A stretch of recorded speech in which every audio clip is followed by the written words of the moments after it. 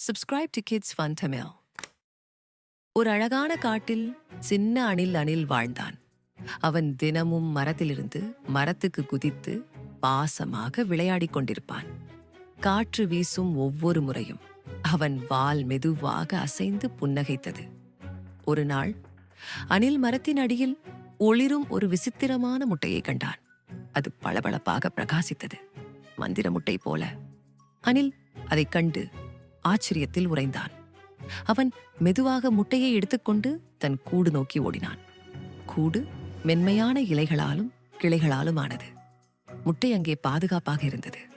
சில நாட்கள் சென்றபின் அந்த முட்டை மெதுவாக செழுந்து உடைந்து பாட் என்ற ஒலி கேட்டது. முட்டையிலிருந்து ஒரு குட்டி டிராகன் வெளிவந்தது. அதற்கு சிறிய சிறகுகள், தங்க நிற உடல், பாசமான முகம், மிகவும் அழகாக இருந்தது. அணில் அதை கண்டு மகிழ்ந்தான். அணிலும் டிராகனும் விரைவில் நல்ல நண்பர்களாகினர். அவர்கள் சேர்ந்து விளையாடி மரங்களில் குதித்து வானத்தை நோக்கி பார்த்து சிரித்தனர். காடு முழுவதும் சிரிப்பு மற்றும் மகிழ்ச்சி ஒலித்தது.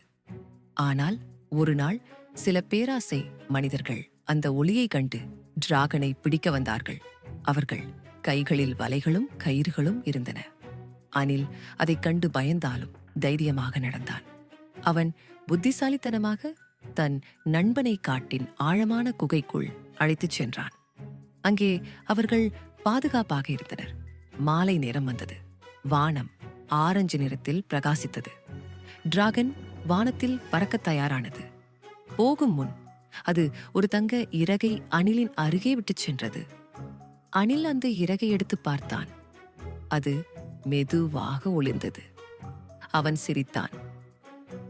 உண்மையான மந்திரம் நட்பில்தான் என்று நினைத்தான். அந்த நாளிலிருந்து அணில் தினமும் அந்த தங்க இறகை பார்த்து மகிழ்ந்தான். தன் சிறந்த நண்பனை நினைத்து மனம் நிறைந்தான். Subscribe to Kids Fun Tamil.